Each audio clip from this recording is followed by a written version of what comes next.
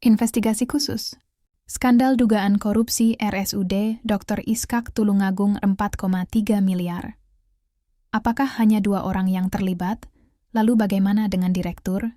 Apakah penyidik Kejari Tulungagung hanya berhenti di 2 tersangka atau memperluas gereska penyidikan untuk mengetahui apakah ada penerima lain dan bagaimana Direktur RSUD Tulungagung melakukan pengawasan sejak program SKTM dilaksanakan?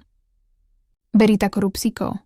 Kasus dugaan korupsi dana pelayanan surat keterangan tidak mampu (SKTM) di RSUD Dr. Iskak Tulungagung terus bergulir dan menyita perhatian publik. Kejaksaan Negeri Tulungagung telah menetapkan 2 orang tersangka, sementara Kejaksaan menyebutkan jumlah kerugian negara sekitar 4,3 miliar dalam pengelolaan dana SKTM sepanjang tahun 2022-2024. Namun, di lapangan muncul pertanyaan besar. Apakah kasus ini benar hanya melibatkan 2 pegawai, atau ada pejabat lain di tubuh manajemen RSUD Dr. Iskak Tulungagung yang seharusnya ikut bertanggung jawab, namun sengaja tidak disentuh? 2 tersangka dari RSUD Dr. Iskak Tulungagung.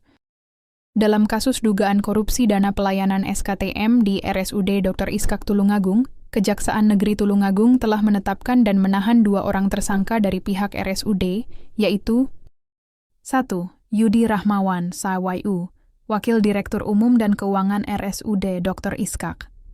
Ia disebut sebagai pihak yang diduga mengetahui dan mengarahkan mekanisme penyisihan dana SKTM yang tidak disetorkan ke kas rumah sakit.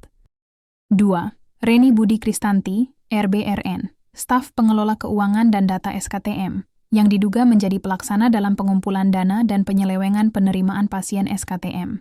Kerugian negara 4,3 miliar dari dana SKTM. Hasil audit menjadi dasar penyidikan menyebutkan bahwa praktik pemotongan, penyisihan, dan tidak disetorkannya dana SKTM ke kas RSUD yang menjadi kerugian negara mencapai 4,3 miliar. Modus yang teridentifikasi antara lain.